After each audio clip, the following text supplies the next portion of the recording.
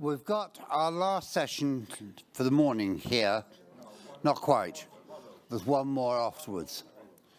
So we have two sessions to get through before lunch, which means really no more delays. So I'm simply going to say that it's an absolute pleasure to introduce the next speaker, Katja Yefimova, and to say that she has worked on energy security issues, notably on gas supply, for, I would like to be polite, but she's actually worked on it far longer than I would ever have imagined possible. And Katja, you've done brilliantly. So over to you and the Oxford Institute for Energy Studies. Thank you very much, John. And thank you very much for kind invitation to Kostis Stambolis and the Institute. It's a pleasure to be here. So I'll try to summarize the main point, because I understand there's a bit of a shortage of time, on energy security and the strategic role of gas in Europe. Sort of a reassessment in the next about 10 minutes, I manage. And hope I'm visible a bit from that podium. So what I want to start with is, of course, kind of to underline the crucial issue that there has been a very significant, of course, change in geopolitical context for obvious reasons, and European-Russian gas relationship after February 2022, of course, now is very different. So we'll talk about implications of that in the panel. So of course, obviously, that is the biggest political crisis since the end of the Cold War. In the aftermath of this, the Western countries imposed very massive sanctions on various sectors of the Russian economy. The gas sector was sort of by and large spared, but of course there have also been some measures that would have longer-term impacts, particularly as far as technology is concerned. As we kind of witnessed during the yesterday presentations, weaponization of the Russian gas became very much a predominant narrative in Europe, wherever one goes. And the EU, in the aftermath of these events, has made a political decision, which is evident in its Versailles Declaration, to eliminate its dependence on Russian gas. So previously, the EU policy has for a long time actually been to reduce dependence. The talk of elimination, that is a very new thing. What's also important to note, though, that the EU is not really in control of either the timing of this process or the scale of this process, when and how much there will be a reduction in Russian gas imports into Europe, because obviously the Russia, which also is taking those decisions. Of course, it's obvious that Europe relied on Russian gas in the past very significantly, about 1/3 of its supplies. In 2020, supplies went down by half, and they are expected, given the current volume of Russian gas still going into Europe, they are expected to halve again in this year. And if you will look at the current floor, that it's actually less than even 20% of pre-crisis levels. It goes without saying, of course, that prolonged conflict, the longer combat activities are going in Ukraine, that would only lead to further deterioration of political relationship and also gas relationship. In terms of flows, just took some graphs from our recent publication to show you how, significantly Gazprom's pipeline gas flows to Europe went down, and went down on a much larger scale that the European Commission had wished or prepared for. And of course, now it's also a big question what will happen with transit across Ukraine, because the legal framework for this is the current contract for transit, which expires at the end of 2024. And it is a big question mark whether that will this arrangement will be renewed, prolonged. There was a recent article in Washington Post citing the European officials and Ukraine that they would like to do so. Again, it remains to be seen what Russia's position is also going to be on this. So the two remaining routes which still deliver Russian gas into Europe is Ukraine, ironically, surprisingly, so one would have thought it could be the first route to go down, but it's still standing, although supplies very much reduced via that route. And another route is Turkstream, so one line is delivering gas to Turkey and another line via Turkey into southern and eastern Europe. That's very much running at normal capacity as before, and of course there are flows via Blue Stream also into Turkey. As far as all other corridors are concerned, you can see they're now grey, sort of shaded over on this map on your left, and those are Yamal Europe via Poland, which stopped in May 2022. The mutual sanctions between Poland and Russia, and of course flows also stopped through Nord Stream 2. They started to decline June 2022, and you may remember all these turbines issues, and turbines actually are listed as sanctionable technology, and of course, by the time the flows stop completely by September, and then you're all aware that Nord Stream has been physically ruined, and it's just one string of Nord Stream 2, which never started operating anyway, is apparently in place. So the response from Europe has been the Repower EU package of policy measures, and legislation is going to be adopted, and it is being adopted on the basis of that. It envisages sharp demand reduction obligation, 15%. There is storage filling requirement, which is now permanent. It's got to be storage has got to be full, 90% by November each year now. It's codified through amendment to security of supply regulation. It's mandatory certification of storage operators, effectively to make sure that Gazprom cannot hold rights in those. And it is a solidarity obligation which existed for a long time in the EU, but it's never been invoked because there never was a crisis of such magnitude. Another response is an attempt to diversify energy supplies.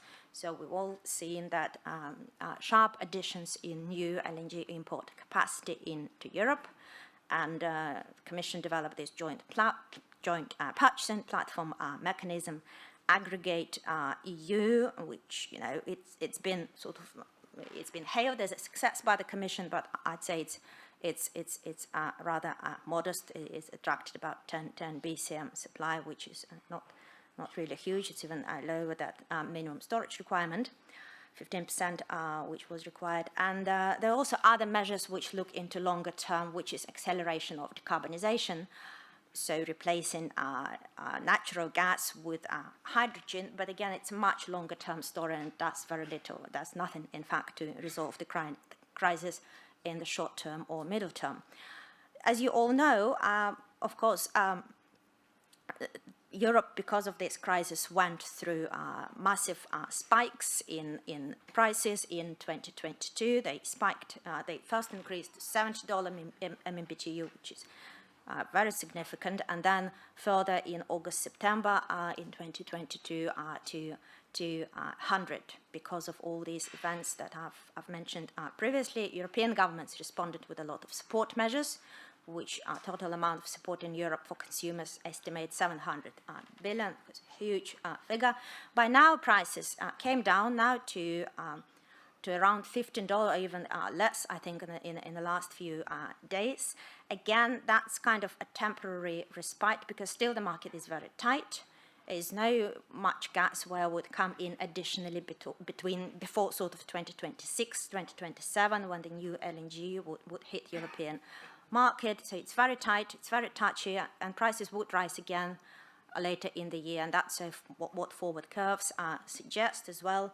And the main factors will be, of course, temperatures, Europeans' demand, whether it will decline further or it will jump up, and in changes in Chinese demand, because that would have a big call on LNG. So even if when European gas market rebalances in 2026, 2027, prices will remain higher than pre-crisis. That's pretty much a foregone conclusion.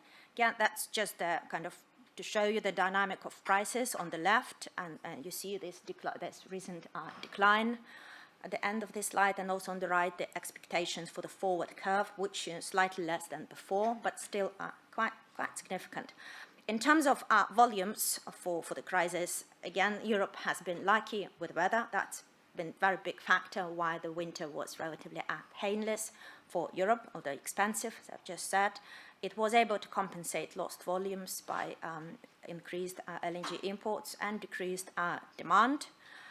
Consumption of gas in Europe declined by about 18%. I think that's the estimate, more than the European Commission introduced mandatory measures for, but it wasn't really good quality decline, because that was due, high prices, which forced a lot of industrial closures, and particularly specific industries in Europe, like chemicals and fertilizers and paper, etc., etc. And also mild weather, mild temperatures, which just meant residential used less gas to heat their homes. So in terms of physical availability, it was fine this year. In terms of prices, it was less fine, of course.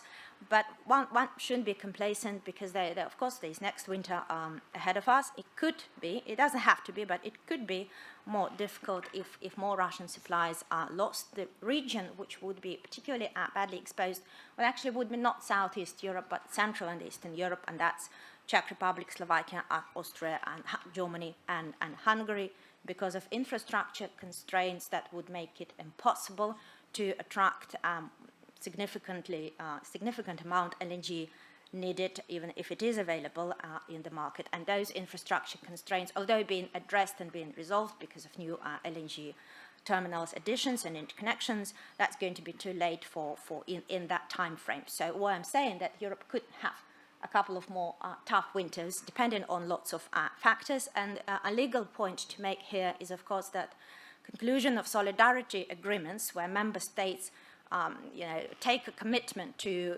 share supplies to help solidarity protected customers, effectively residentials in neighboring countries in the event of emergency, they had to be signed by December 2018. So far, there are about 7 of them signed, and there should be about 30 plus of those signed.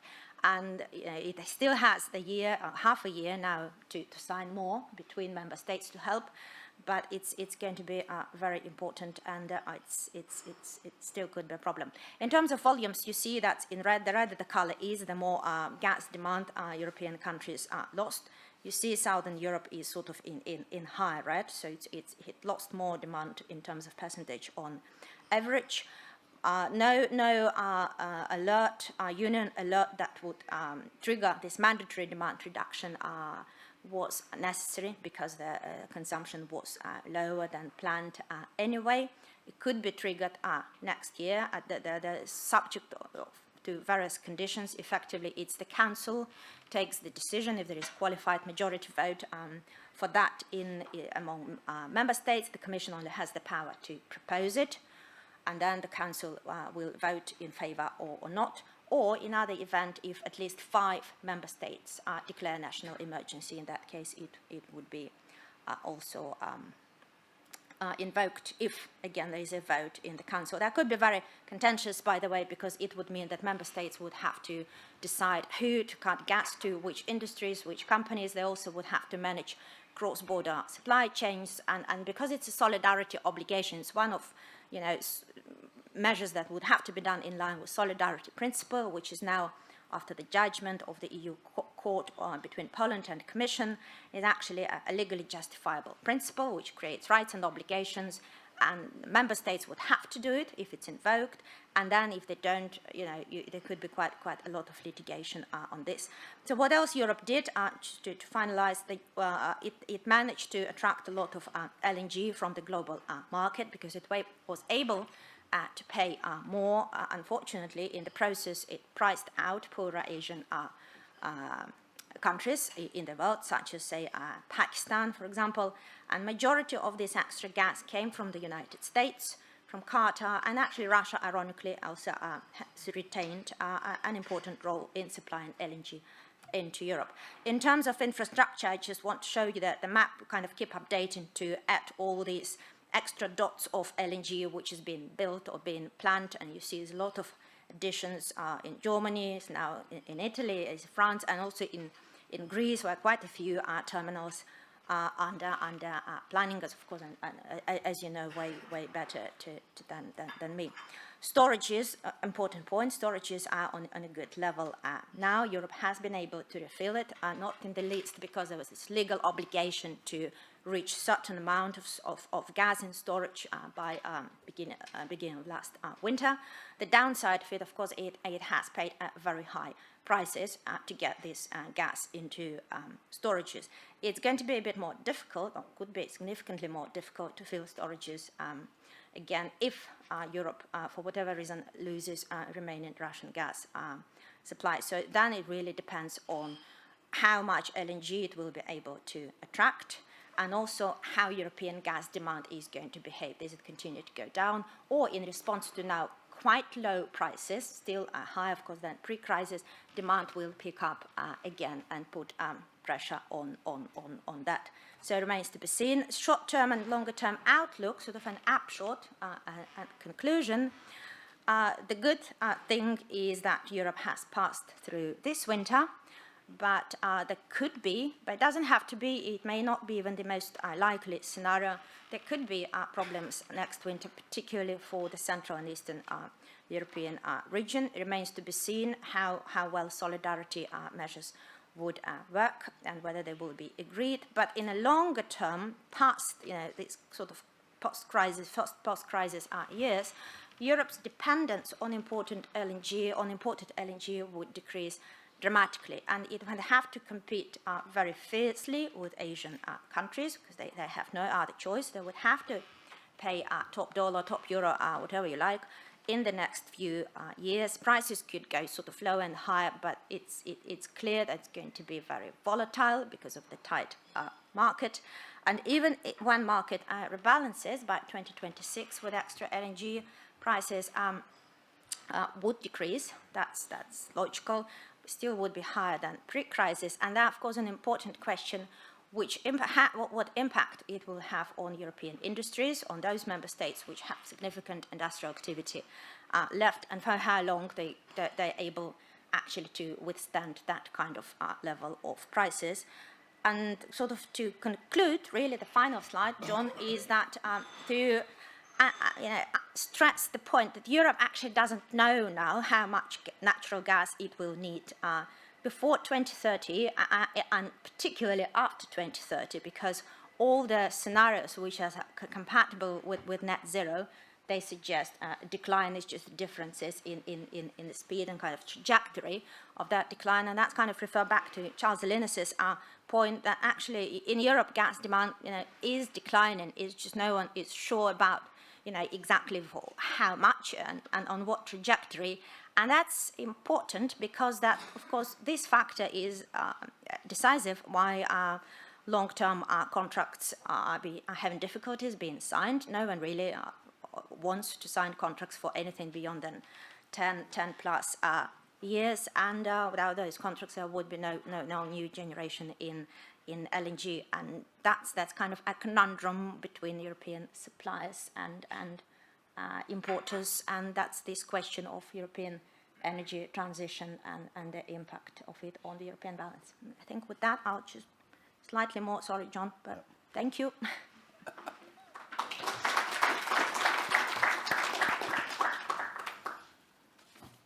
It's very rare that you get a presentation that's both comprehensible, and above all makes some very sharp, pertinent points, notably about the vulnerability of Central Europe in these circumstances. I'll save questions to the end, if that's all right. Our next speaker is Max Vautier, the Managing Director of LNG Value France, who should be coming online. And I'm just watching my screen to see if that is the case indeed. Yes, it is. Max, very good to see you here, and thank you very much.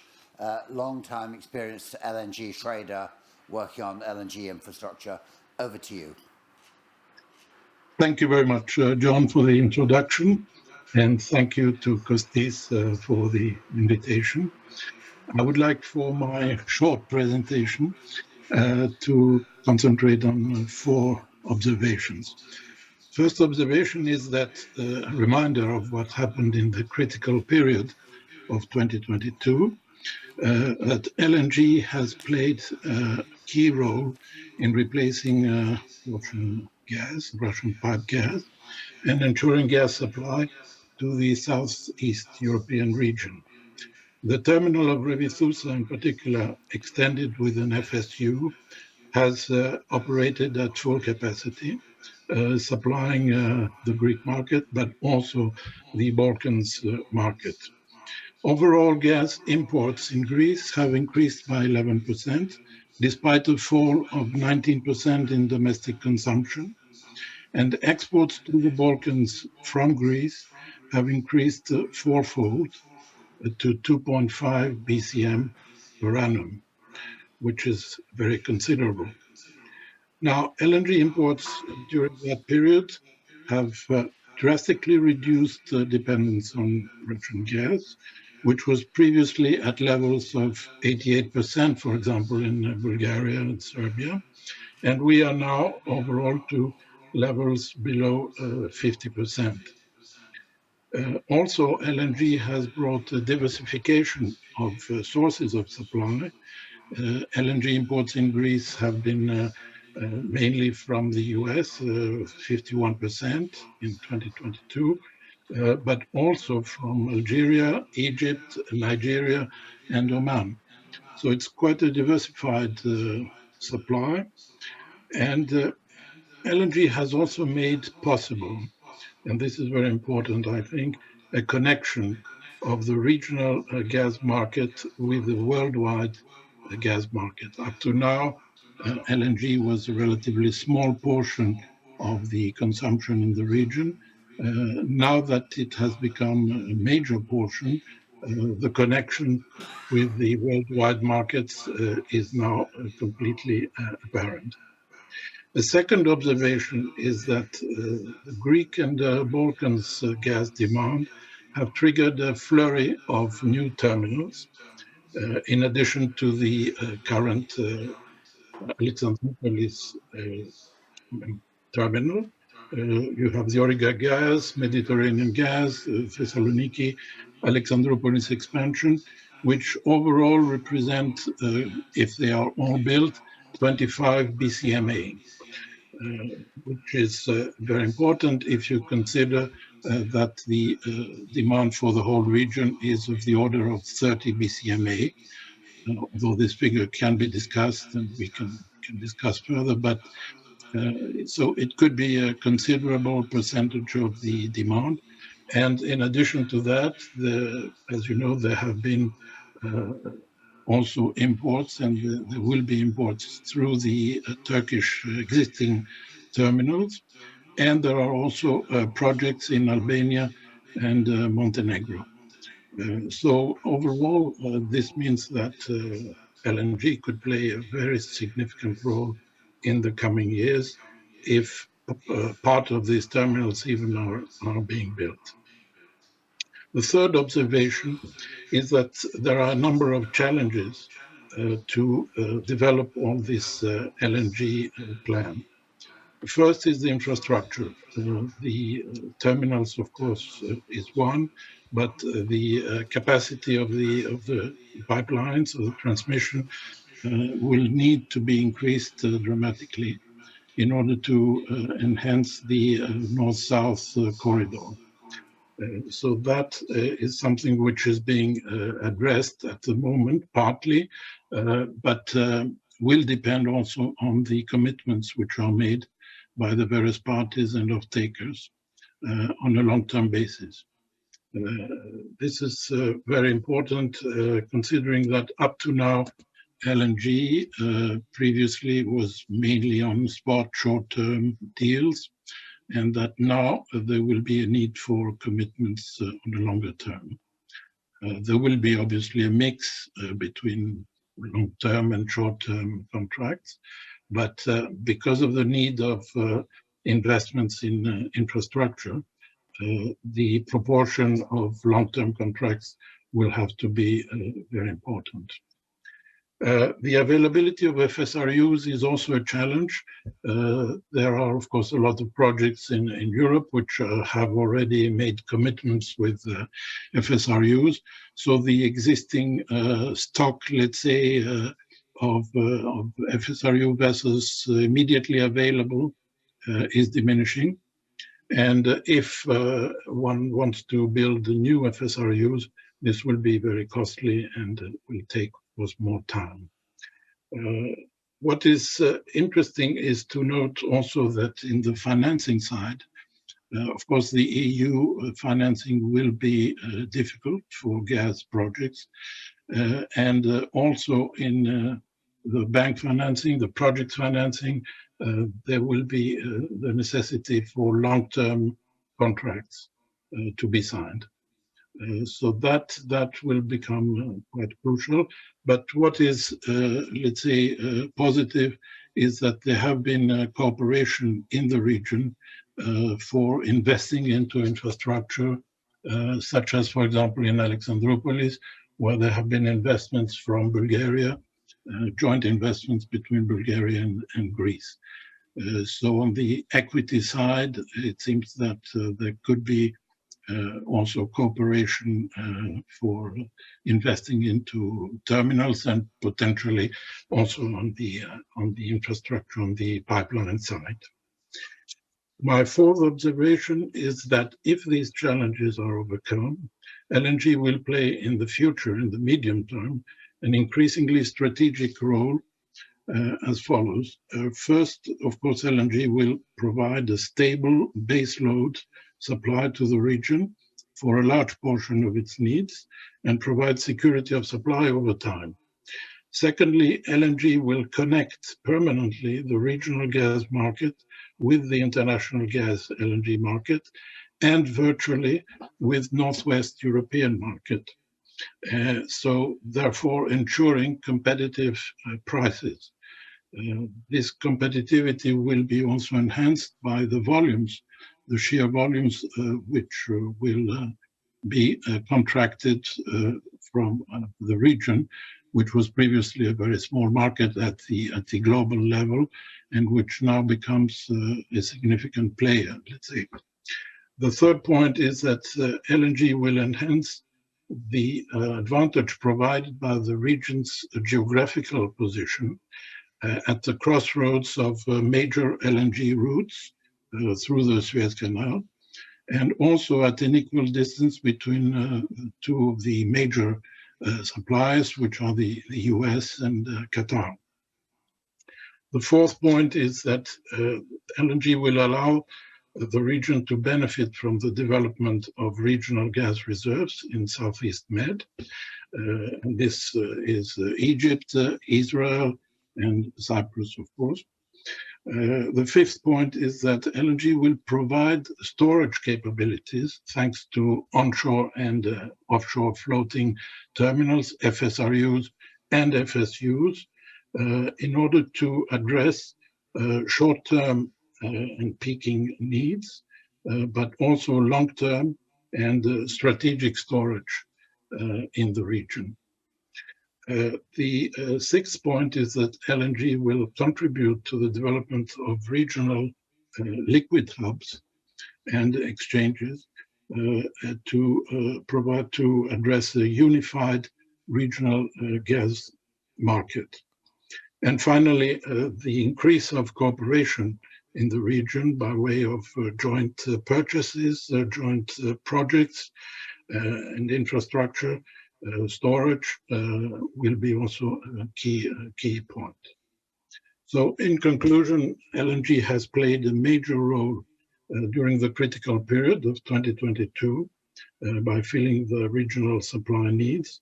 In the future, in the medium term, it is expected to play a strategic role in terms of energy security of supply and diversification of sources, and more generally to contribute to the development of a unified and competitive regional gas market. So thank you, and I look forward to answering all your questions.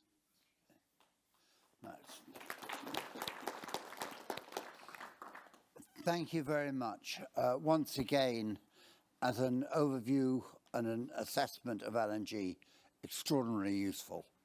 Our next speaker is Gökhan Yardım, the former head of BOTAŞ, an absolute authority on various things, not least from having worked on developing the BTC pipeline, oil pipeline, and then later on to moving on the development of wind energy.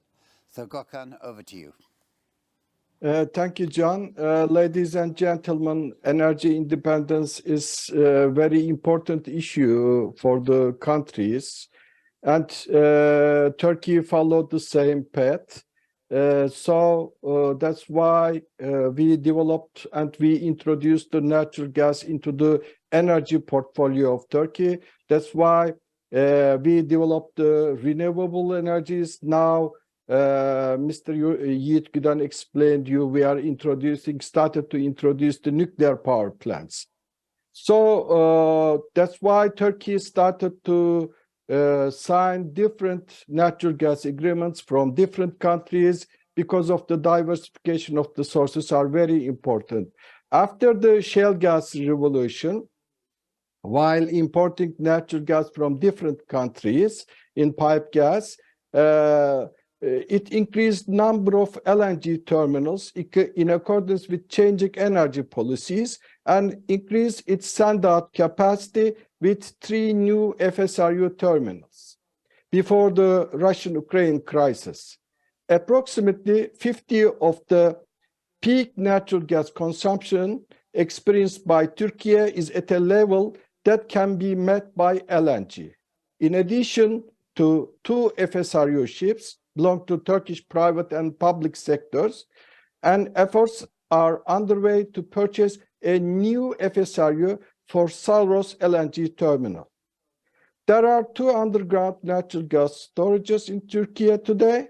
There are still under expansion work. Currently, natural gas storage capacity is 5.6 BCM, and the projects, expansion projects are completed. Capacity will be reached 11 billion cubic meters. It will be almost 20% of the yearly consumption will be stored on the underground storages. In order to support local and national energy policies, Turkey, as a country surrounded by sea on 3 sides, has started the hydrocarbon exploration activities in the sea. In fact, these works were very old.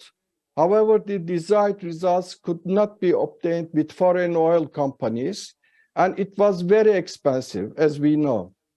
As a result of the studies carried out with the creation of suitable conditions in the world, because of green policies, resulted in fewer upstream activities. 4 drilling vessels were bought. Natural gas was discovered on Black Sea in August 2020. Tuna 1 deep sea drilling in Sakarya block in Black Sea by Fatih drilling ships. And we know that the ultimate capacity is 710 billion cubic meters, was announced on December last year. The investment amount in the TPAO investment program appears to be $9.6 billion.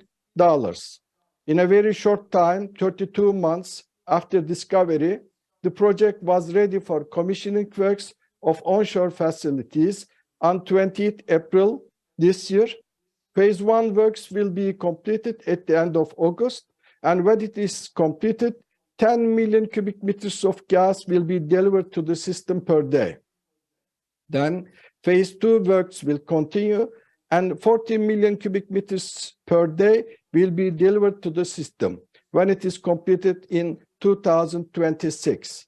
As a result, 25% of natural gas will be domestic resources. So 20% is underground and 25% is the domestic resources. So Turkey will be very good position for the security of supply of natural gas. Turkey currently imports natural gas more than 10 countries, almost 15 different countries.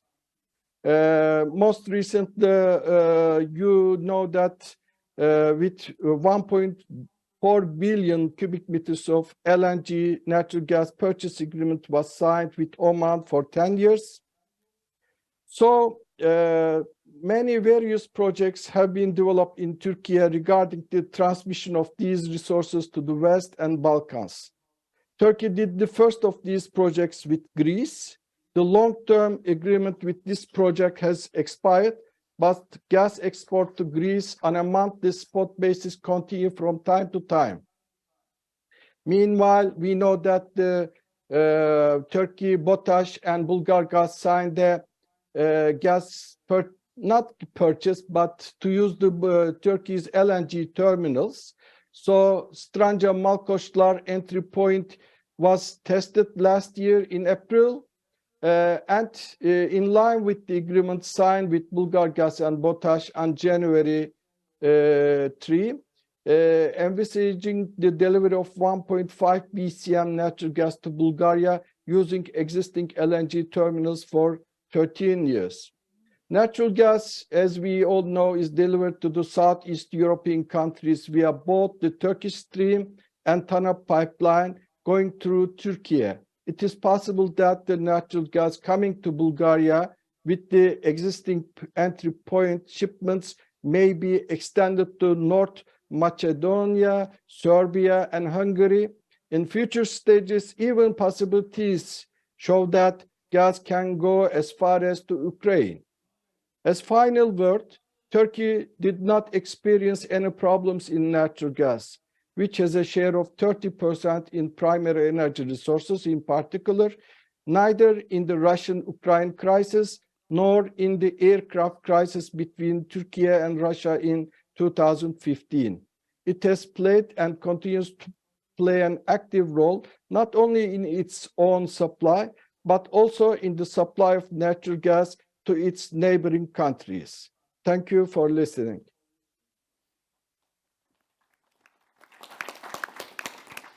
Gökhan, thank you very much indeed. And in terms of regional energy security, the development of Sakarya is certainly an extraordinary welcome development. Thank you.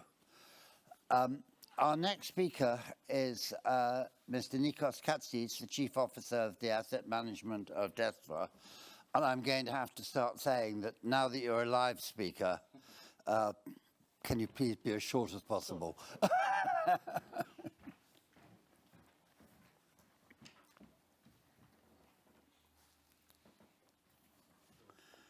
Good morning to all.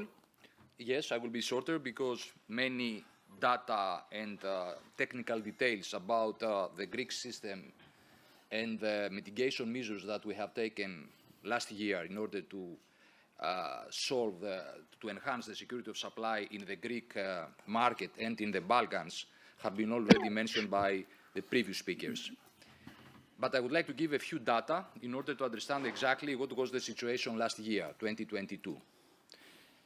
As it was mentioned, due to the mitigation measures, due to the measures to reduce the energy consumption, the Greek market reduced last year the flows by 20% approximately. At the same time, the exports to Bulgaria and through Bulgaria to other countries have been increased by 300%. This is a very important element which shows explicitly the solidarity, let's say, spirit that we have in Greece, the Greek government, and DESFA in particular. So the final consumption in the Greek market was higher in 2022 in comparison with the one in 2021. We had 86 terawatt hours in 2022, while in 2021 we have only 71. The LNG, of course, play a significant role. We have an increase of 50% in the injection of LNG in comparison with the other pipeline gases.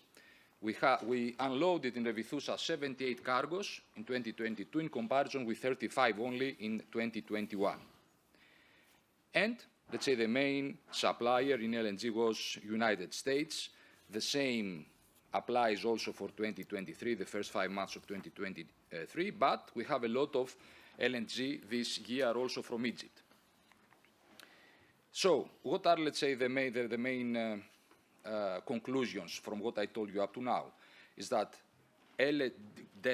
Greece and the system of DESFA can become, let's say, an LNG gateway.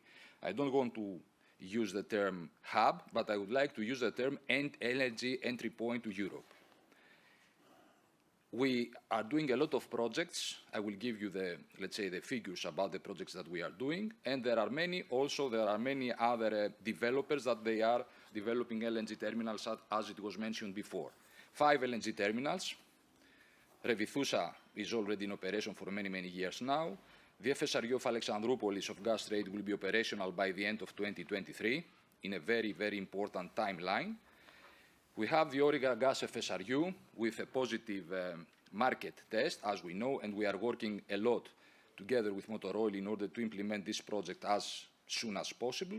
And there are also 3 other FSRUs. We have applications for one FSRU, a second FSRU in Thrace by Gas Trade, one from Thessaloniki, from Elpedison, and another one from Power Globe in central Greece.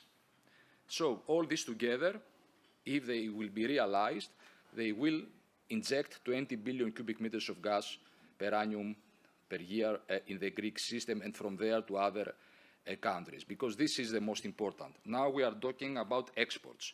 We don't believe that all these new LNG quantities will serve the Greek market. They will serve exports to other European countries.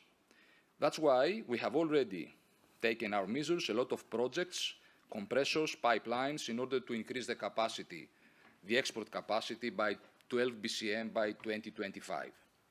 To send quantities to Siderokastro, higher quantities that we are doing now, to send quantities to Italy via the interconnection with TAP and via the interconnection with IGB. But all of this should be realized and the firm capacities might be reserved on a binding way. This is important because we have a lot of projects and these projects have to participate in the market test that we have launched in March 2023. It will be the deadline for submission of proposals of non-binding in this phase ends on the 1st of June. We are welcome and we are waiting all the potential developers and shippers to come and request capacity from our system. This will help us a lot in order to define what are the exact projects that we have to develop in order to serve these new quantities to export them to other European countries. As I told you before, we are doing a lot of projects, 83 projects in total.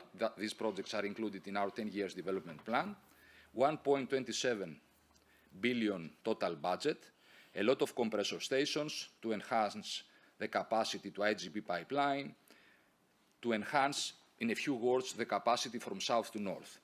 Also, we are proposing to the regulator a lot of new projects. We are waiting for their approval. The one is the Patima-Livadia pipeline. It is a big looping in the main track line of the system in order to bring the quantities of Revithoussa as well as the quantities of the Origa gas when the project will be realized from south to north. And we also implementing Carperico-Motini pipeline, 215 kilometers of pipeline. This is in northeast Greece, very important pipeline, necessary to be constructed because, as you know, there are several power generation units that will be developed there. Already there is a PPC of Komotini. In a few months, the new projects of Terna and Motor Oil, Thermoelektriki, will be implemented. It is under construction. And there is a new project also under development in the city of Alexandroupolis, Evros power plant, as it is called.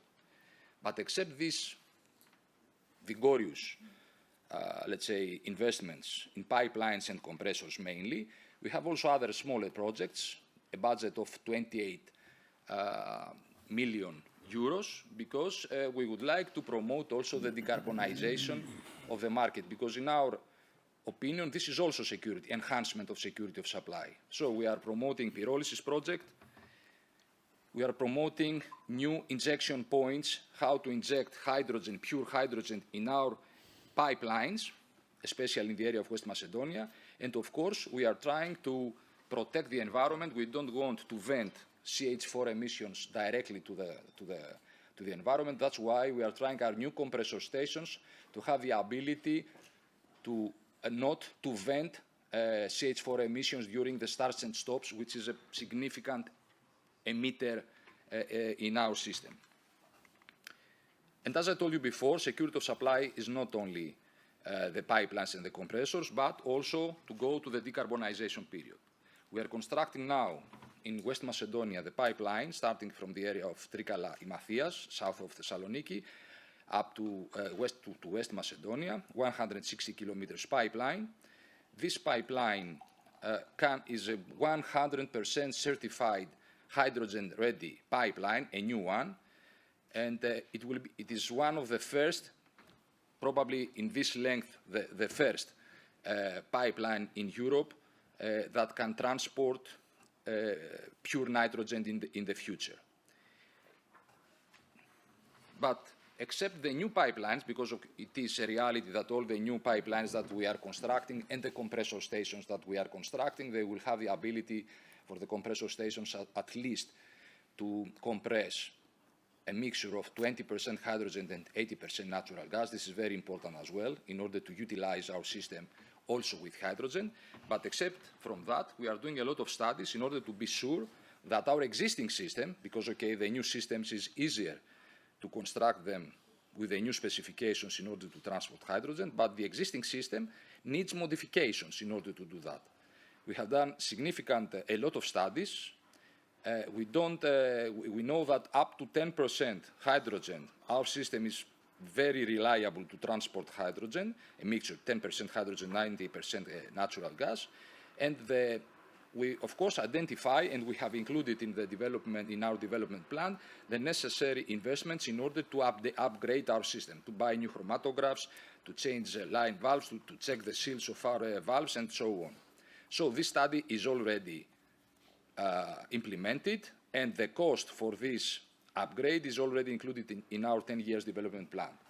We are promoting new projects in the PCI list, in the 6th PCI list, together with the main, let's say, project is to construct a pipeline, a parallel system to the existing one.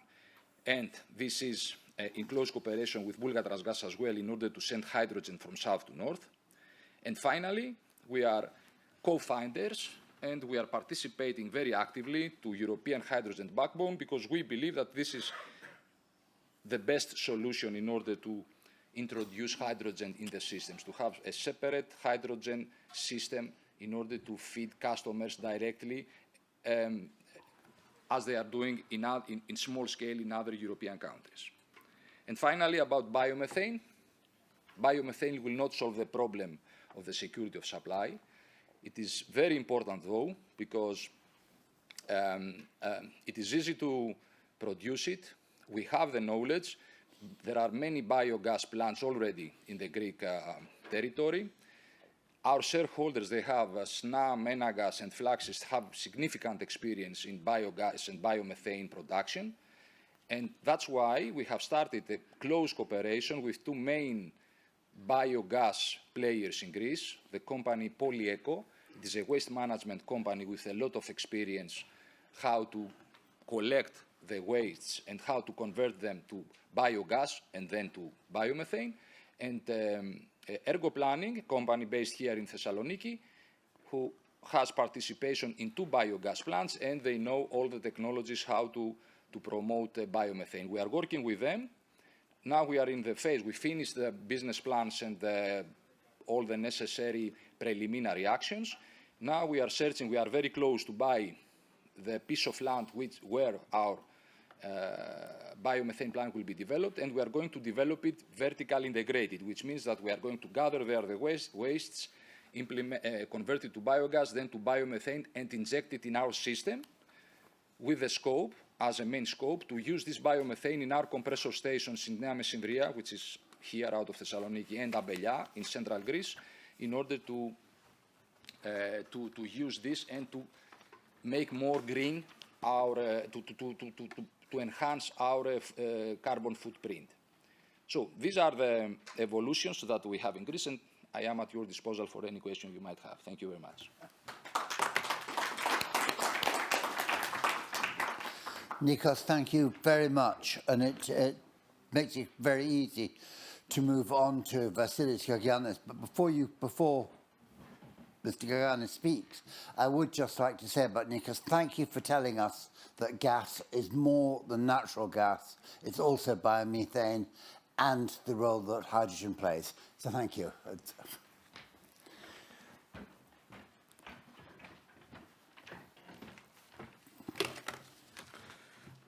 Hello, and from me, everybody. I'm Vasilis Gaganis. I'm part of Motor Oil Group. Although Motor Oil Group is mainly in the refinery business, the last years we have done a lot of things in the becoming an energy complex, as we have done a lot of things in the renewables and, of course, in the gas. I agree with all my good colleagues which spoke before me and say that LNG has a strategic role, natural gas and specifically LNG will have a specific role in the future, not only of our nice country Greece, but also for the Balkans and in Europe. And that's why our company, Motor Oil, is developing this new project, the Origa Gas, which is after the Komotini gas trade, which the second more mature project in Greece right now, as we have completed successfully the market test, and we are in the final stages of the FID. Now, well,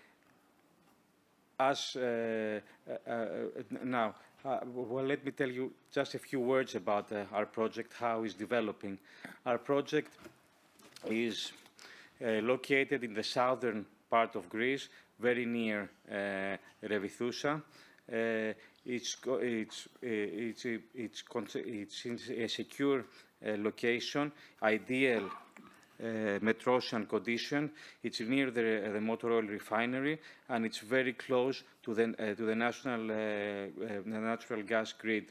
As the previous speaker from DESFA told you, the CEO from DESFA told you, there is going to be this new 100 kilometers connection from Patima Livadia, which is going to directly have a connection to the grid.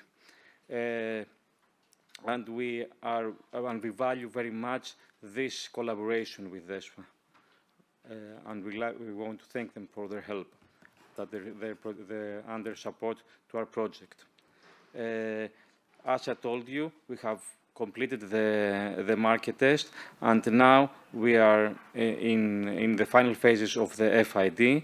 We believe that it's going to be a really big strategic value, this project, as right now we only have Revithousa, which is the only terminal, and if something happens with our existing pipelines, for example, the Turk Stream, which it has mainly it has Russian molecules, and as they said in the G7, the G7s told that they're going to ban LNG, maybe they're going to ban natural gas. Nobody knows what's going to happen in the future. So if that happens, Revithousa, although they did a supreme job last year in the crisis to support the Greek system, they cannot do it alone. We need other projects. Komotini project is mainly for export reasons, as it's going to be connected to the IGB. So the only mature project coming after that is the Origa Gas, and we believe in this project. We believe it's going to help not only the Greek economy and the industrial and the industries, but it's going to help. It's going to be a really a good buffer and a help to the region. As we all know, also there is about 4 to 6 new power plants building right now, most of them in Greece. most of them are powered by natural gas as the main feedstock. So either without a crisis, the need for gas would be a lot for the region. And we believe that these kind of projects will give they will give a price incentive to the market and will be a benefit for the end users in the end of the day. I believe, I don't want to speak about more numbers. I believe the speakers before me explained to you the reasons of the strategic role of LNG, and we want as a group to be part of this strategy and to be and try to help the region with stability. I think I was the shortest speaker, so I think you would appreciate that.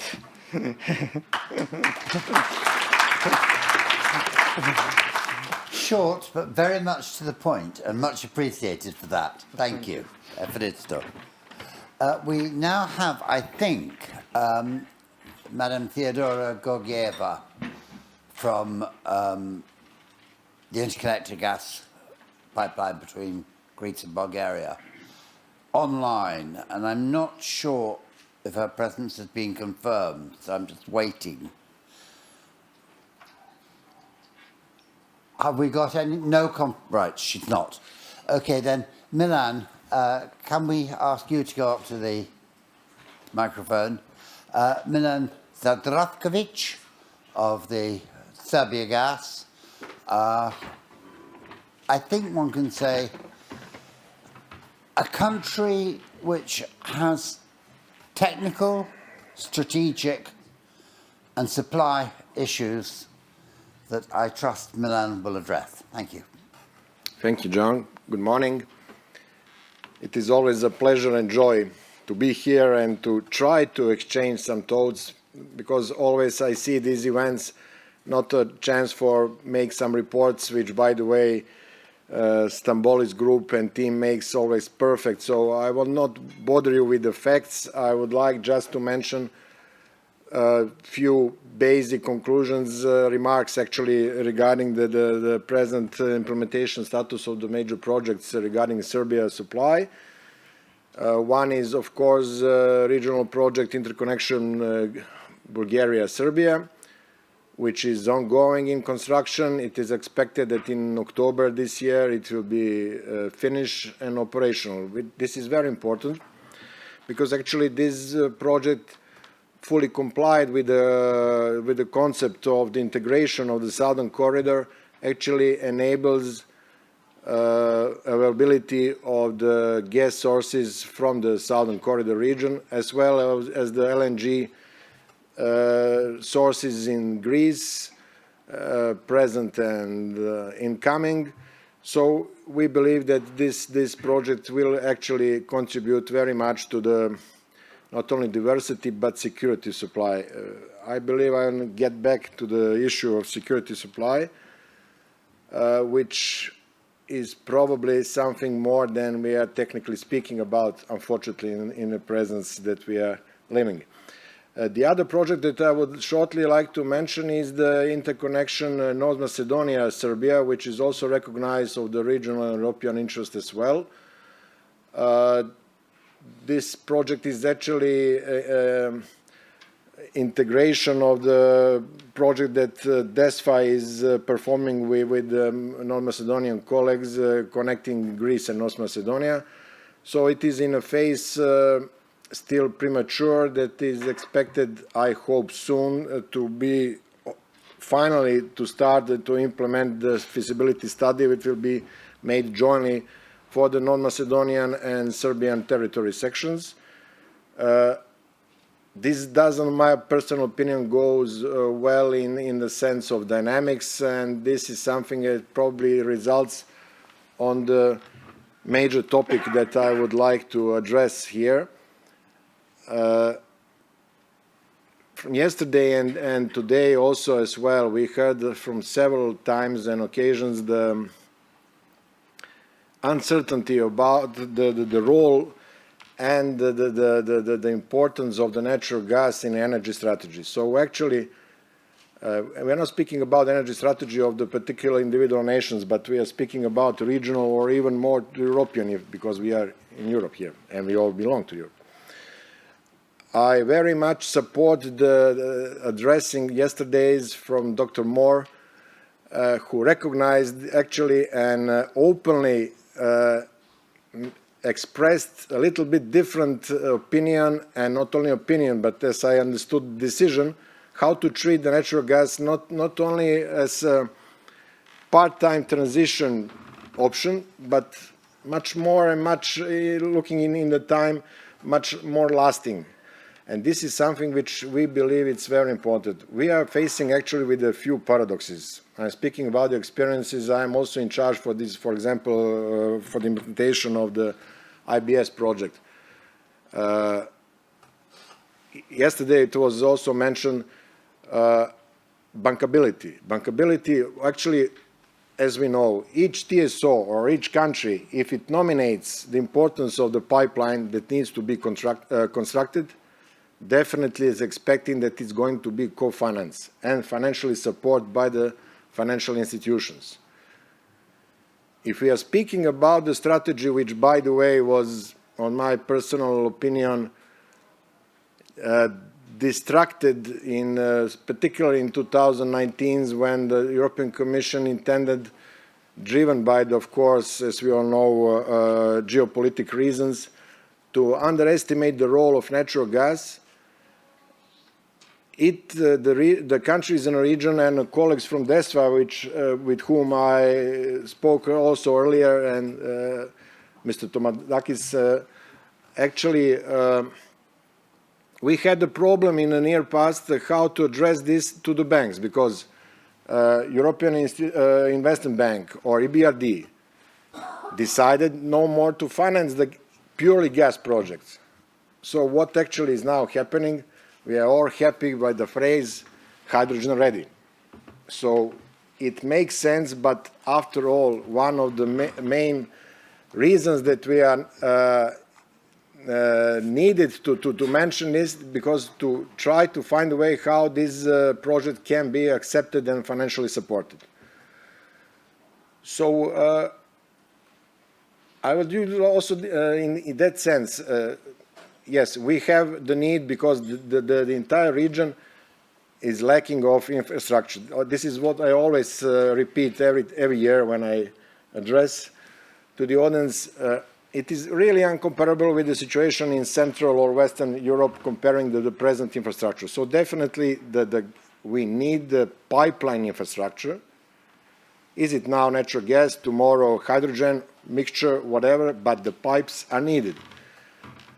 That's one thing. The other thing, if we are looking for new sources, and it's very encouraging to learn and to hear about the plans about possible significant increase of LNG capacity in Greece that can be forwarded to the north. It is not only enough to speak about the capacities of interconnection points. It is also very important to mention and to address as soon as possible the present bottlenecks in internal systems. Bulgarian side actually recognized this from the maybe already 10 years ago probably, because they nominated this as a security project, priority project. So the reinforcement of the national system was included in the European high-level decisioning of the need for enable gas infrastructure in the region to carry out the necessary capacities. So this is something that also is going on now in Serbia, because we definitely need, if we're looking for the interconnector with Bulgaria, interconnector with northern Greece, with the northern Macedonia, with the supplies from Greece, definitely the upgrade of the internal gas system going from south to north and reverse is needed to be upgraded. So this is something which needs to be addressed very soon. Not taking time, because I really and truly expect that John will put some additional sparks in our discussion. I would like also just to use the opportunity and to ask John, did he deliberately didn't react because I didn't hear any word of Azeri gas? Is it accidentally or we are going to speak about it. Thank you very much.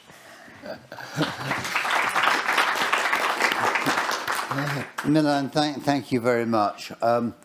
Yes, I did think it actually important that at some point the question of Azerbaijani gas should come up. And I think the point is that there has been two really major agreements concerning Azerbaijani gas.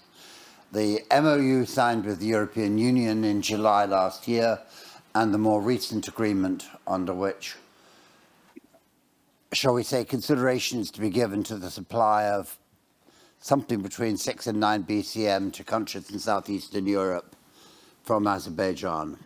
And I think these pose problems. The core point I'd like to make is Azerbaijan has always been a reliable supplier. It's been very good on this regard.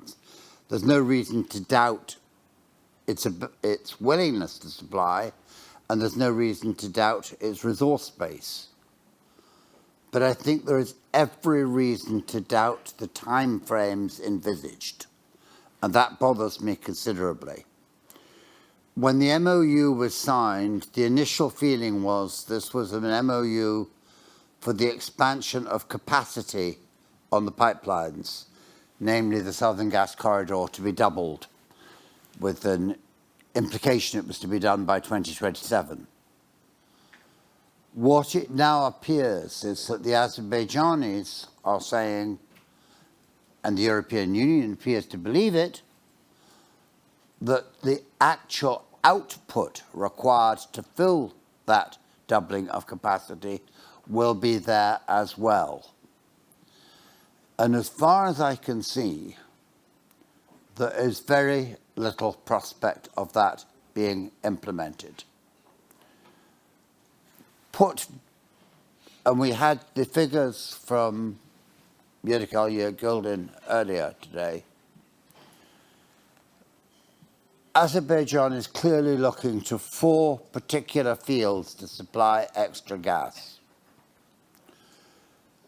The first, because it's most immediate, is Absheron, currently under development and due to produce, when it comes on stream later this year, about 1.5 BCM. Not much, and more to the point, that is already earmarked for domestic use. Then there's the question of full field development, which is supposed to add another 3 BCM. Despite the fact that talks have been going on for several years, there's been no agreement on full field development.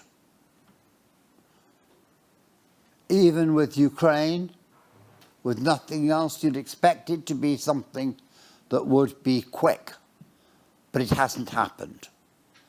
So that is 3 BCM that, if they were to sign tomorrow, might just about be available by 2027. It's a big if they were to sign tomorrow, given that they haven't made progress in 5 years. Then there's the Umid Babek complex, which SOCAR has been developing for years. Very, very slow, very difficult, not seeing any real sign of progress. So maybe 1 or 2 BCM available from that field, those fields, by 2027. What we're really left with is 2 giant potential projects. Deep level ACG gas, the gas that is under the ACG oil field, and expansion of the Shah Deniz project. Deep level ACG gas, a well has started to be drilled, expecting the results later this year, but we won't know until we get the well results.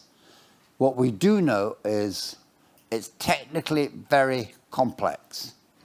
So even if everything goes absolutely brilliantly and it discovers a load of gas that is there for development, I would be surprised if it could come on stream much before 2030.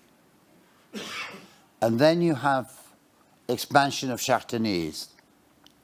There is a little limited expansion going on at the moment, but that is essentially an expansion of the Shah Deniz 2 production facility to compensate for an anticipated decline in Shah Deniz Phase 1 capacity. So it's really no change. But there is a new well that is being drilled, but the results of that well are not expected until early next year. And again, we're talking of very complex, technical, high pressure. We don't challenge the resource base, but the complexity of bringing it to market is substantial, and I doubt that that is going to take place before the early 2030s. So we're really saying we don't think that there's that much gas Azerbaijan can produce extra over and above what it's doing today. And remember, it is gas constrained domestically. There is one other source that is worth considering. Azerbaijan, I think, is quite genuine about wanting to move to renewables. And for instance, BP is taking part in a major project to bring renewable energy from the mountains of Azerbaijan down to provide all the power for the big Sangachal oil and gas processing complex. But even if projects like that are augmented by wonderful ideas like giant offshore wind terminals in the Caspian, it will take time to make a dent into Azerbaijani domestic gas consumption and free that gas for export. So I'm very, very skeptical, not of Azerbaijan's willingness to provide more gas, but of the timing that it will be required to bring that gas to market. And they have squeezed everything that they can to get an extra BCM into Bulgaria. They are pushing 12 BCM through the TAP pipeline, but they are at output capacity now with little or more space. I'll say one more thing. I believe there's about 4 or 5 BCM spare capacity between Azerbaijan and Turkey on current pipeline systems.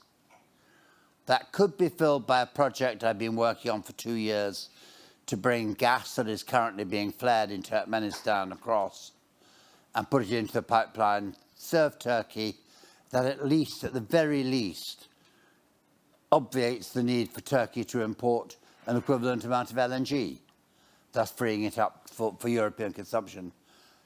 Wonderful idea. I think it's fantastic. I promote it absolutely.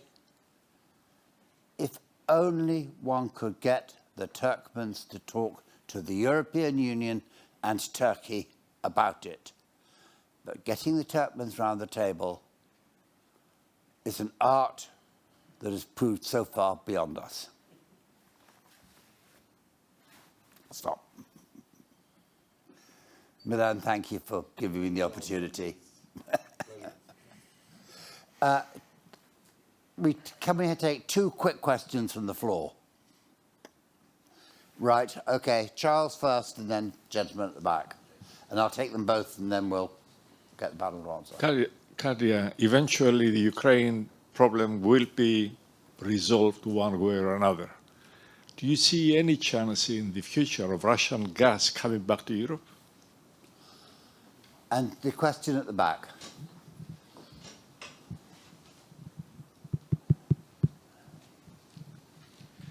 Two questions, one for Katja.